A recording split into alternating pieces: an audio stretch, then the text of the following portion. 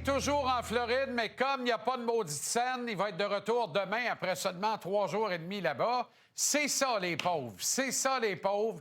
Il y a quand même un stade olympique, 3 cours à scrap, des bijouteries et de l'immobilier pour à peu près 25 millions. Marinaro! Wow, wow, wow, wow, wow, wow, wow, wow. Juste pour mettre les choses au clair, je reviens demain parce que je suis avec mon fils, mon chum et son fils. Et le fils de mon chum a des examens au secondaire qu'il doit compléter. Puis un vrai chum part en chum, puis revient en chum.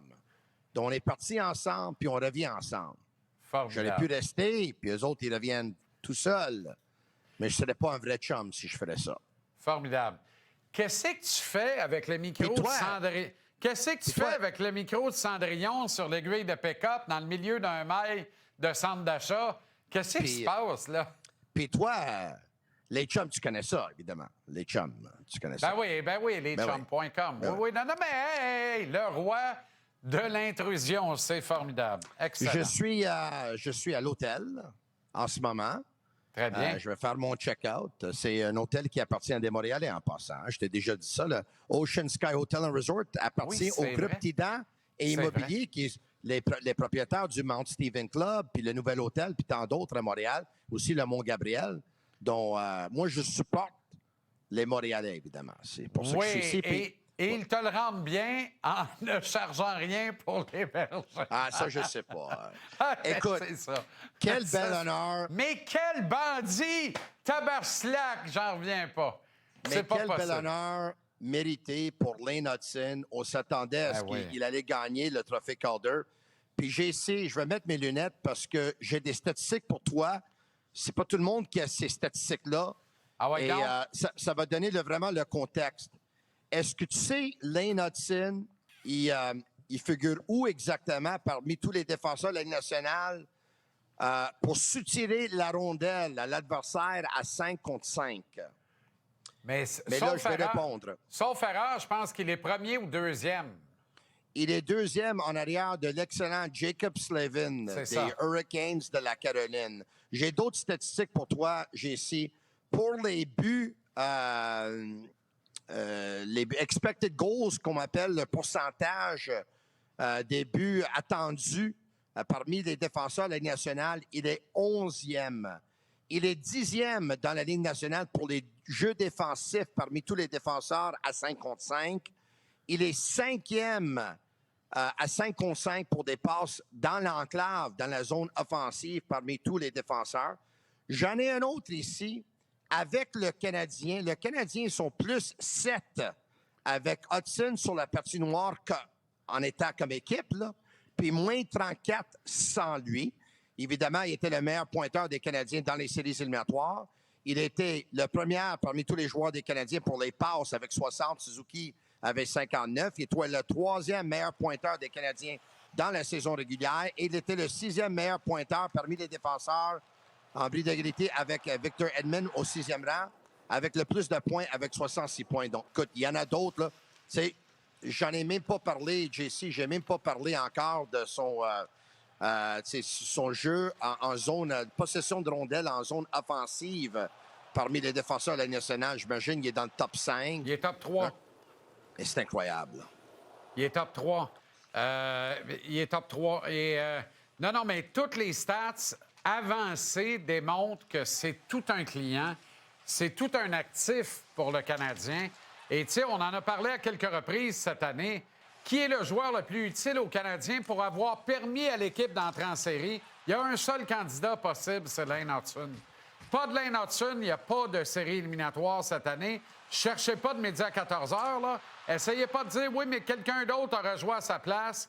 Pas de Lane Hudson, pas de série éliminatoire cette année. C'est aussi simple que ça. Ce garçon-là, à lui seul, a changé toute la donne, Tony. Le nombre de secondes, de minutes incalculable. Comment il est devenu un moteur sur l'avantage numérique quand on lui a donné la première vague. Comment son contrôle de rondelle, presque abusif, il en prend un soin jaloux, éloigne l'adversaire d'être en possession et d'avoir des chances de marquer en valeur ajoutée. Tu sais, il n'est pas parfait. Personne ne l'est, sauf les cimetières qui en sont remplis. Mais Lane Hudson, est un atout indispensable pour le Canadien. Et le Calder sera suivi, moi je te le dis, du Norris dans très, très peu de temps. Très, très peu de temps. Moi, je suis prêt à dire ça, que Lane Hudson avec Nick Suzuki sont les deux meilleurs joueurs des Canadiens de Montréal au moment qu'on se parle. Ça, c'est mon opinion. J'ai l'opportunité de recevoir ici à l'Hôtel Ocean Sky, plutôt aujourd'hui en après-midi, François Gagnon, qui va passer sur mon podcast ce soir. Puis on a jasé un peu de Lane Hudson. Évidemment, la question de millions de dollars en ce moment, Jean-Charles, comme tu sais, c'est que ça va être quoi le prochain contrat de Lane Hudson? Puis est-ce que ça va être plus ou moins de Nick Suzuki? Il y en a encore qui se demandent, qui se posent la question. Puis François, il avait une façon intéressante de regarder tout ça. Il a dit quand Nick Suzuki, c'est le joueur qui, l'attaquant, après Lane Hudson, le plus payé des... Excuse-moi, après Patrick Laine, le plus payé des Canadiens. C'est le deuxième salaire le plus haut. Mais il dit, quand Marc Bergevin lui a consenti ce contrat-là en 2021, si on prend un pourcentage de ce contrat vis-à-vis la masse salariale, il dit, je pense que Lane Hudson va être là avec Nick Suzuki pour le même pourcentage vis-à-vis le nouveau masse salariale. Donc, par exemple, si Suzuki touche 10 de la masse, il dit Hudson va toucher 10 ou 9,5, mais il dit la masse va augmenter, la masse salariale va augmenter. Donc, c'est sûr et certain que, selon François, que le salaire de Lane Hudson va être supérieur au salaire de Nick Suzuki. Mais comme pourcentage, plus ou moins le même pourcentage. Toi, qu'est-ce que tu en penses? Complètement en désaccord, malgré tout le respect pour François là, et l'honneur qu'il vient de recevoir du Temple de la Renommée. Je ne peux pas être plus en désaccord que ça. Ce ne sera pas la première fois qu'on est en désaccord, François et moi. Mais Lane Hudson est un joueur hors norme. C'est un joueur nettement plus important à l'avenir du Canadien que Nick Suzuki. Nick Suzuki a une importance là, dans l'échiquier du Canadien. Je ne sais pas de diminuer la valeur de Suzuki pour mieux augmenter celle d'Hudson. Lane, il est spécial. Il a ce petit quelque chose du joueur, pas générationnel, mais de la superstar et du joueur franchise. Tu sais, le franchise player de la NFL, s'il fallait mettre un tag de joueur franchise dans la Ligue nationale de hockey, à Montréal, outre pour des considérations salariales, là, à Montréal, le joueur franchise, c'est Lane Hudson. Puis je vous mets au défi de me dire que c'est n'importe qui d'autre. C'est Lane Hudson. Pour ces raisons-là, le comparable, d'ailleurs, il faut qu'on arrête de comparer Lane Hudson avec Nick Suzuki. La comparaison, elle ne se fait pas à l'interne, elle se fait à l'externe.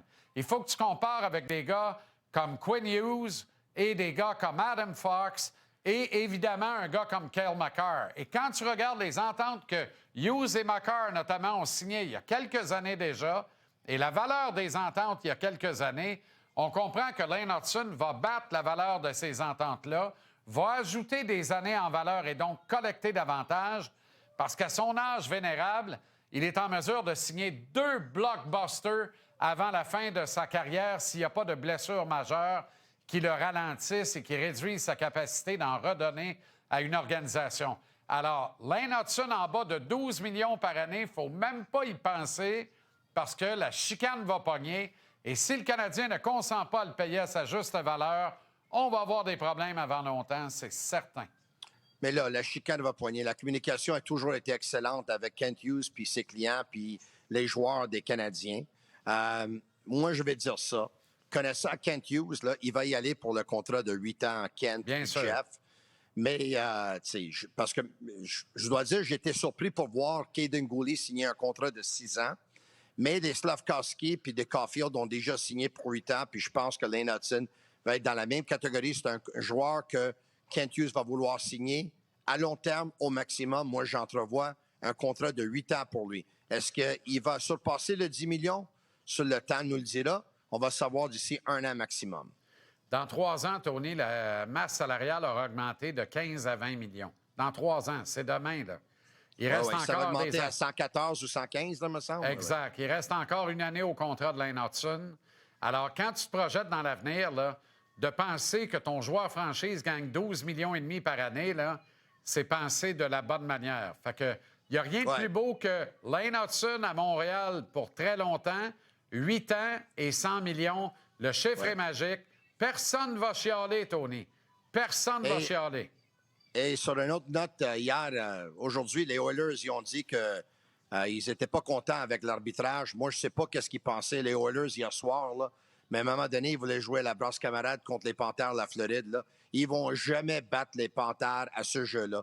Je ne sais même pas s'ils vont battre les Panthères au jeu des Oilers, qui est un jeu de vitesse, un jeu d'habilité, puis un jeu de talent, puis un jeu de style ouvert, puis un jeu à la McDavid, Draisaitl.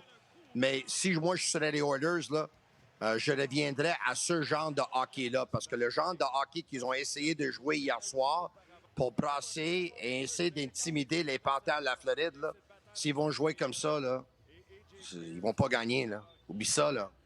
Non, mais c'est parce qu'il y a plus que ça là-dedans. Toute la violence des Oilers dirigée vers les Panthers, c'est une violence qui était dirigée vers les arbitres et avec raison.